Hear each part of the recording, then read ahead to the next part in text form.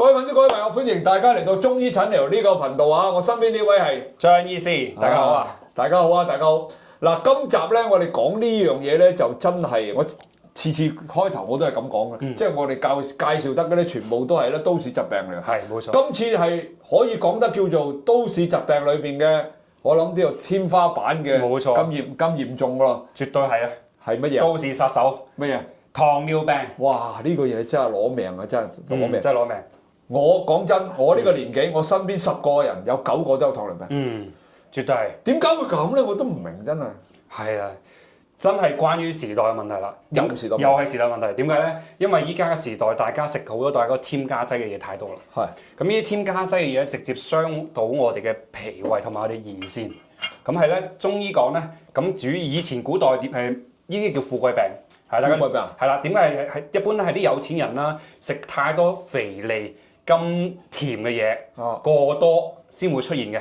一古代肥膩嘢咧係一般唔係個個普通家庭食得起嘅，一般係啲想食肉都難，食肉都難，所以好少人咧係有糖尿病嘅。係啦，但係喺呢個時代唔同，大家都有機會食到肉，甚至食嗰啲係好多添加劑、好多改過，係嘛？放咗太多呢啲改造基因嘅，甚至放咗太多呢啲糖精啊呢啲嘢啊，係添加劑啊，呢啲食得太多之後咧，就毒素太多積咗喺度咧，傷咗我哋呢啲功能。傷咗我哋嘅胰腺去分泌胰島素，胰島素係嘛？係啦，分泌唔到啊。冇錯，分泌唔到嘅時候咧，就降解唔到血糖。係啦，加上而家我哋食嗰啲米係精米，精米嘅咧係令到升糖非常快。係啊，我聽過。係啦，因為古代以前係食咩？食糙米噶嘛。嗰時食糙米唔係而家啲精米嚟嘅，所以佢哋嘅咧反而冇咁易血糖高。係啦，而家我哋個個食精米，又缺乏維生素 B 啦類啦，咁維生素 B 咧係有幫助去降血糖喎，咁我哋已經食物已經少咗好多維生素 B 嗰度吸收啦，加上啲米有咁多糖分，係啦，又加上呢個時代啲人咧唔中意喐嘅，係啦，因為咧血糖咧係俾肌肉去燃燒當燃料去產生能量啊嘛，但係我哋成日食咗唔喐，咁啊好容易啲血糖產生喺體內太多啦。喂，呢啲其實真係你講緊全部都係香港人嘅嘢嚟喎。冇錯，所以點解個個都容易踩嘢？運動少，食量大。仲係咧，真係大魚大肉，蝦蟹、龍蝦、鮑魚，樣樣都嚟。係啊，食完之後變晒咩咧？變晒呢啲我哋叫肥肉咯，變晒啲好多嘅代謝血糖喺度升高咯。喂，唔怪得知咧，我聽人講咧，即係有時網上都講咧，有糖尿病嘅人唔係好可以食得飯喎。係啊，就係你頭先講嗰樣嘢。冇錯，佢升糖太快。唔怪得知澱粉太高。我發覺有糖尿病嘅朋友咧，佢都係少運動喎。係啦。運動少中晒喎，有科學研究啦，我哋長時間鍛鍊我哋上肢肌肉咧，有幫助降血糖嘅。所以我哋平時唔喐動上肢肌肉用得少咧，我哋血糖就會相對咧會唔穩定同埋好容易飆高。所以大家多啲喐動上臂嘅運動啊，多啲喐手腳，係啦，咁有助降血糖嘅。咁喐下肢咧就有幫助咧，我哋咧老得越慢。咩？老得越慢。老得慢係啦，所以人老腳先老嘅，因為點解咧？中醫嚟講咧，下邊腰以下腳腿咧係同個腎相關嘅。當你嘅腎你腳喐得多嘅時候咧，你個腎功能就會好，就會腎功能咧去管咩激素嘅。因為你腎咧入邊咧有腎上腺，腎上腺會分泌好多腎上腺素啊，刺激雄性激素、刺激激素，都係因為我哋腎上腺所管嘅。所以多啲鍛鍊下肢咧會有助改善我哋盆底肌啦，有助幫我哋咧抗老嘅，冇咁易老，身體冇咁易老化，冇咁易入發炎。鍛鍊上肢咧有助幫我哋咧會降血糖。係啦，令我哋血糖消化得咁快。喂，所以我有個迷思咧，就乜嘢咧？咁我成日嗱，各位粉絲，我哋咧喺2026年咧將會推出2款嘅盤菜啊！咩盤菜啊？喂，圍春盤菜、重慶麻辣盤菜。係啦，一款辣，一款唔辣，俾大家揀啊！嗱，不過咁，而家我講嘅咧就係仲有推出呢個咩嚟㗎？山東羊腩煲。仲有呢個咧？重慶雞煲，哇！又係有辣有唔辣啊！嗱，今年咧喺呢個農曆新年裏邊咧，你只要揾我哋小助手咧落單咧，就可以享受到咧呢啲咁美味嘅食物，全部都係由我同阿威哥研製出嚟嘅，係咪？係，冇錯啦嘛。好啦，嗱喺呢度咧預先多謝粉絲支持先啦，我哋同粉絲講多謝啦。好，多謝，多謝晒。俾我老婆鬧嘅，因為我好中意食糖嘅。我老婆話：你食得糖多咧，有糖尿病。你答一答嗱，我老婆坐喺度，你答一答我，究竟係咪食得糖多會導致到你有糖尿病？喺古中講真㗎，唔准講假。係有嘅，真係有嘅。我幾想你話冇啊！係啦，睇你食咩糖。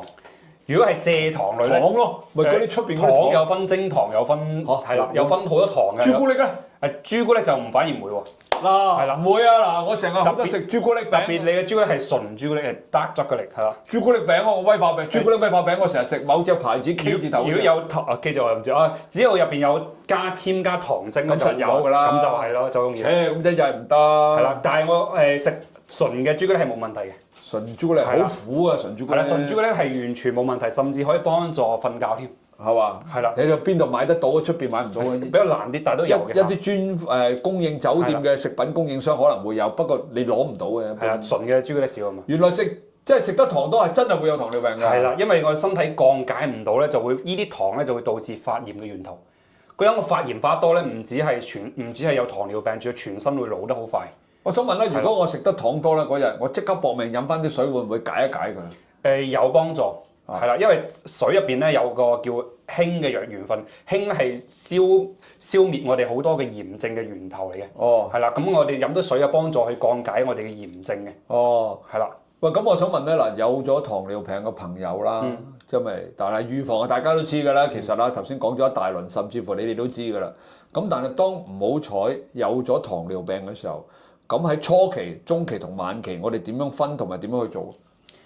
初期咧好簡單嘅，初期大家咧只要控制飲食咧，唔再食翻咁多嘅啲精製澱粉啦，唔食咁多添加劑食物咧，食多啲瓜菜啊，運動多啲，係啊，地中海嘅食法啦，咁啊食多啲高蛋白質啊，食多啲蛋啊、魚類呢類咧，咁身體咧嘅蛋白質越高咧，咁你身體嘅血糖低咧，咁慢慢就會恢復翻正常嘅。哦，初步嘅。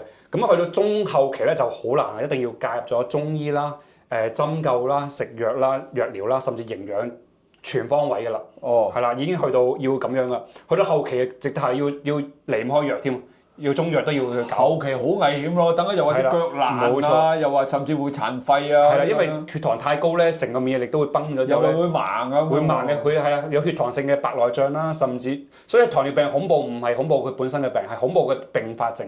血糖都導致所有地方發炎，係啦，腳啲血管發炎就會導致會爛啦，會導致潰瘍，甚至要鋸腳，壞椎我哋叫。哇！即係糖尿病而家真係喺香港嚟講，我諗真係多到不得了喎。係啊，咁所以大家要注意就要飲食嘅好病從口入係真嘅。喂，咪住先啊，張醫師啊，而家咧我聽講咧，嗰啲年青人咧嗰個患糖尿病嘅趨勢越嚟越高喎。咁佢又點解會咁啊？同大家中意飲奶茶同汽水有關係。咁死得啦咁就。係啦，因為而家奶茶大部分都係精製糖太多，係啦，放精製奶、精製糖，都係嗰個精製嘅嘢咧，都會傷到我哋嘅脾胃啦、肝腎啦，特別我哋胰腺。喂，我多冇飲咗大約五十幾年啦。奶茶啊嘛。又係咯，飲到我而家開始戒啦。係啦，要戒奶茶。我而家開始飲咖啡。係咖啡就好好多喎。係嘛？係啦。飲 OK 嘅，咖啡 OK 嘅。飲咖啡會總好過奶茶喎。冇錯，咁黑咖啡會好少少啦。咁我哋香港人點會唔飲港式奶茶啊？咁咪死得。除非佢嗰啲奶真係好天然嘅奶咯。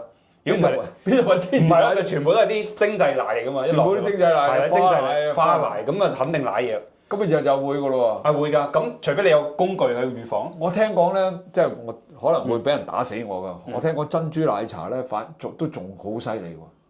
珍珠係啊，因為成本低啊嘛，好勁點暴利啊！佢落嗰啲分分鐘都，我哋港式奶茶就知啦，有5、6種茶啦，有錫蘭茶，有台灣茶，咁樣溝啲茶葉啦。珍珠奶茶就唔係㗎嘛，落茶精㗎嘛。係啊，啲茶精。哇，會唔會真係又係好容易有呢個？絕對會啦，絕對係啦。加上之前講過啲好多啲咩塑化劑啊，嗰啲各種嘅問題喺入邊。係啊，食嗰啲咩啊，珍珠奶茶珍珠都有問題係嘛？又話你用車胎做啊？係啊，嗰啲咁誇張，我唔知啦，冇考究。但係真係呢個時代，因為大家都要講求快啊，講求平，講求效率啊，賺錢，肯定不法商人放好多呢啲添加劑嘅。嗱好啦，我想問咧，嗱你講咗初期啦、中期啦，其實中期已經係比較嚴重啲嘅。已經嚴重㗎啦，係啊。要食唔係喎，佢哋食西藥過我啲朋友。已經去初期，我建議佢哋按我哋講法啦，越早期咧去補充胰島素越好嘅。但係如果係西醫嘅角度啊，越打胰島素越快控制糖分嘅。但係中醫嚟講咧，我建議咧初期咧係唔使住嘅。咁透過頭先講嘅運動啦，去食療啦，已經可以完全處理到。咁中醫裏邊嘅角度有冇一啲中藥？譬如你開啲中藥俾佢，能夠可以真係減輕到佢嗰個糖尿病啊？中醫咧，我哋之前咧，我哋一般醫血糖尿病咧，我哋用咩咧？傳統咧用我哋叫腎氣丸嘅，或者叫六味地黃丸，有大家有冇聽過？六味地黃買到㗎。係啦，咁佢入邊咧就可以有降糖嘅成分，但係講係古中醫嘅古方啊。古方。而家嘅都中藥都因為基於嗰個工業化啦，已經係相對個成分已經冇咁強。咁其中入邊最緊要降血糖嘅咩咧？係淮山。淮山。係啦，淮山咧其實生食淮山或者係咧係鐵棍淮山咧係降血糖非常快。我攞嚟炒餸咯。係啦，炒餸，仲要唔好炒咁熟。哦。因為炒咁熟破壞咗佢降血糖嘅成分。哦。係啦，咁生食淮山好啦，或者灼一灼佢咧，咁食咧即刻食咧，咁降血糖非常快。呢啲係食療啦。係食療嚟㗎啦。咁我中醫我哋用個六味地黃加減去處理啦。甚至上一集講過嘅天花粉咧係降血糖非常好嘅。天花粉有一集我哋講天花粉嘅，係啦，講痔瘡嗰集係啦。咁天花粉都係降血糖非常好嘅。係啦，因為係我哋講咧以前糖尿病就叫燒渴症，燒渴症咧就出現首先就係口乾。燒渴症啊，即係頸渴。係頸渴，就係糖尿病嘅初期咧，就成日異常口乾嘅。哦。所以糖尿點解口乾？因為佢血太濃啦，血道濃，跟住糖分高，咁咧就影響到我哋呢個分泌咧，胰腺分泌就會覺得哇身體好乾，就會成日口乾嘅症狀。我會成日口乾咩？係啦，就咁你要小心咯。係啊，要得閒要沖翻啲飲翻啲頭先嘅綠茶檸檬啦，都可以幫助緩解啦。係啦，包括就係飲天花粉嘅茶焗茶飲啦，係啦，飲多啲水咯，係啦，代謝啦。喂，所以我想問一問咧，即係有啲粉絲咧，佢而家可能未有呢個症狀嘅。咁其實嗱，糖尿病嘅預先嘅症狀咧，係除咗口乾之外，仲有啲乜嘢？仲有會成日好肚餓同埋咧經常咧要去起身夜尿嘅，我忍唔到尿啊，係啊，哦，冇錯。即係飲水咧就屙，飲一啲咧就屙好多，成日去廁所去得快。哦，呢啲典型糖尿病。典型糖尿病。係啦，即係好快就會嚟尿㗎啦。好快嚟尿，即係又中意又口乾，口乾完之後又成日去廁所。哦。同埋成日食嘢，好想食嘢，好肚餓嘅成日。成日肚餓。係啦，成日肚餓。好肚餓就肯定係香港人嚟啦，個個成日都掛住食㗎啦。係啦。咁會唔會瞓覺方面又有問題咧？唔會嘅。瞓覺佢就會因為尿頻導致容易醒。哦。瞓得唔冧。夜晚成日去廁所咪。成日去廁所，係啦。哇，都〜即係我諗都幾難搞喎。係啊，比較難搞。咁初期就有啲食療嘅，例如我哋飲多啲咩我哋建議可以飲多啲粉葛嘅。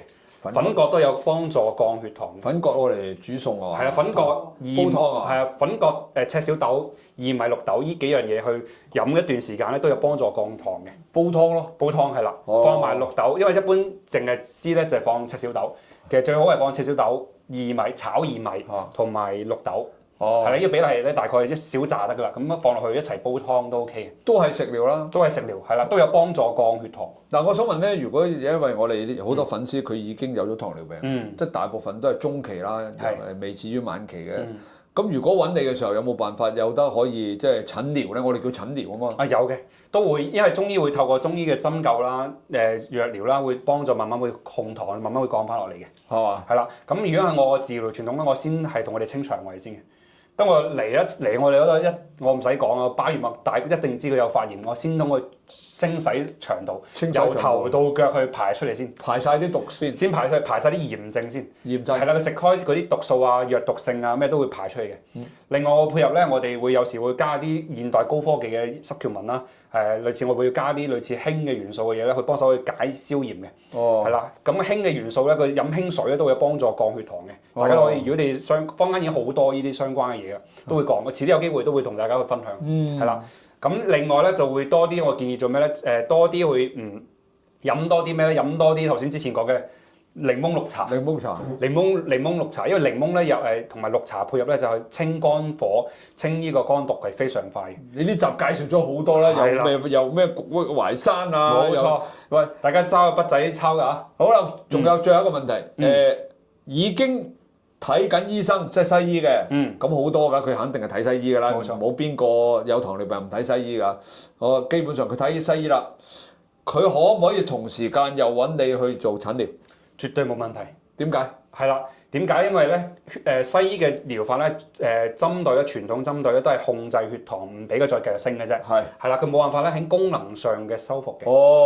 係啦，而中醫做嘅地方就係將我哋嘅受損嘅地方嘅組織啦，例如我哋胰腺咧係將佢修復嘅。例如先去消炎先，因為通常有呢個胰島素分泌唔到係先有炎症先嘅。我哋會消咗炎之後咧，再幫佢咧去令補翻佢個肝佢哋胰臟啊，令個胰臟肝叫聲嘅功能。咁個之後咧就慢慢去釋放翻足夠嘅胰島素，自己會降血糖噶啦。唔怪得啲我啲同學咧，你哋邊個啊？你知我講緊你啊？你真係去睇睇中醫或者揾我哋嘅張醫師去處理下。即係成日，我覺得佢哋成日都不停咁食住嗰啲藥啊。係。即係佢始終會越食越多。因為是藥三不毒嘅，我哋唔建議食咁多藥。係咯，係啦，甚至坊間好多療法咧，透過用個辟谷啊，之前你講個辟谷啦，甚至係啦食偏素少少嘅，改變個體質之後咧，都血糖會降翻落嚟嘅。可以嘅，可以嘅，我以為唔得添真係。可以嘅，透過因為我哋全部都係飲食結構出咗問題，只要我哋調翻過咧，我哋以前中意食肉嘅，咁你改唔好食咁多肉咯，食以瓜菜蔬菜為主咯，再加少粗糧咯，咁咧再食少少肉咯，咁嘅結構一調轉咧，慢慢咧都會越嚟越好嘅身體。咁如果我哋啲粉絲上嚟揾你啦，咁佢食緊西藥啦，你頭先講咗啦，你又可以食西藥，同時就可以食中藥啦。係啊。咁你會唔會再喺睇佢嘅過程，即係佢療程啦叫做啊，教佢食一啲嘢啊，又或者咧會唔會你因應某個 case，你會可能話針灸啊或者艾灸嗰啲會唔會㗎？會嘅，特別我哋有個穴位艾灸降糖非常好嘅。好啊，邊度？例如足三里咯。邊度啊？足三里就係我哋腳部啦，腳呢度睇唔到，腳下膝頭眼下3寸嘅位置嘅，叫足三里。足三里，你哋唔知咧就上網去揾。嗱，有個快速定位嘅就一個我哋手指咧包落嚟，拍落隻手咧轉過去中指，轉過少少呢個位置，呢個位置呢個點咧就係足三里啦。唔知嘅朋友仔咧可以咧直接係用個空心掌，係啦呢個位置，係拍打呢個位置嘅。膝頭即係呢個蓋骨嘅左右手面，一手拍落去，中指一劃出去。呢個快速定位就係呢個位置，一點咧就係足三里。多啲拍足三里咧有降血糖嘅作用嘅。但係你又可以用呢個艾灸去處理。係啦，我哋會艾灸咪仲快？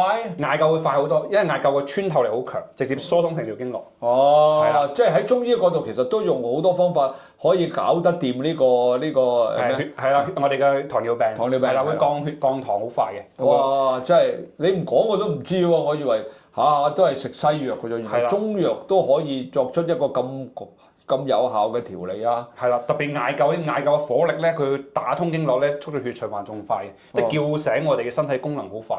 係啦，甚至有時會快過針灸添。係啦，所以坊間比較少推用艾灸去醫呢啲慢性病，其實艾灸可以醫好多病。艾灸好多人都冇人講添啦，你唔係睇咗你個頻道，啲人都唔知道艾灸其實做啲乜嘢㗎，我都唔知。好多人以為艾灸淨係針對女士宮寒，其實唔係嘅，好多病都奇難雜症、中風啊都可以嘅。咁犀利？係，包括老人痴呆啦，都係用艾灸會好好嘅。哇，好勁喎！係啦，中醫講過，只要用針同用藥用唔到嘅咧，用艾灸一定得。係嘛？係啦，有句説話喺我哋孫思邈講過嘅。哇，原來咁犀利㗎！係啦。喂，我真係第時我都有啲咩俾你艾一艾灸喎。冇問題啊！及早艾灸越好添。艾灸更喺古代咧係比針灸仲多於作為保健嘅。日本咧有日本有神戶咧有個之前咧學咗我哋中國嘅文化之後咧，就用艾灸去作為一個保健啊。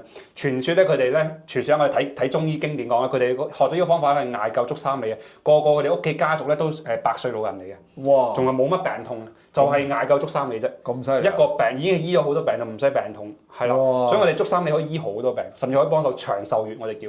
哇！幾好啊，真係。喂，咁其實又有冇一啲坊間嘅小機器啊？即係屋企用得嘅，都有呢啲預防啊，或者調理嘅呢啲頭先我所講嘅糖尿病嘅功效嘅有冇啊？有一定控制咯，係啦，可以控制到嘅。冇錯，不過我之前講嘅缺血性嗰個訓練都有得嘅咩？都得嘅，都要控制血糖嘅。嚇，係啦，因為主要點解？因為點解我哋嘅血糖高咧？頭先講啦，係我哋個身體分泌唔夠嘅胰島素啊嘛，咁我哋嗰個胰腺啊，咁主要因為佢點樣分泌唔到，係因為太多血糖啦，堵塞咗佢啲營養啲血去唔到個胰臟，胰臟經常缺血嘅情況下咧，佢就會開始功能下降。至於我哋嘅血循環加快嘅時候咧，其實咧嗰個咧佢會喚醒翻個功能。哦，你頭先講多次啊，缺血咩啊？缺血訓練。缺血訓練係啦，你係會你話你咪應承啲粉絲會介紹部機㗎？係啦，部機啊，部機咧，部機已經有啦，不過未有時間拍，未試過拍啫。係啦，我哋嗰集會拍。嗱，佢應承啲粉絲㗎，到時我咧就追佢，究竟嗰部叫缺血訓練嘅機，你介紹俾啲粉絲，好嘛？好。即係嗱，你應承咗㗎啦，到時喂下一集冇咧，我俾人鬧喎。絕對有，好快。你哋要鬧佢啦，唔好鬧我。好啦，咁啊呢集咧非常之好啦，亦都講咗呢個糖尿病嘅各方面嘅預防啊，或者之後嘅嘢啦，點樣去透過西醫同埋中醫呢個療理咧，去將你嘅糖尿病咧減到最輕啦。咁啊呢集非常之好啦。嗱，各大粉絲，如果你哋有咩想知道啊，你可以留言喺個留言區啦。咁啊，張醫師咧應承咗㗎啦。佢盡可能有時間咧就會解答。咁另外咧，你哋想揾阿中醫師去幫你診療下嘅咧，就揾小助手，係嘛？係，好簡單啦。好啦，咁呢集就到呢度啦。大家記住，我哋呢度係中醫診療，身邊呢位張醫師，我哋同粉絲講拜拜。好，拜拜。拜拜。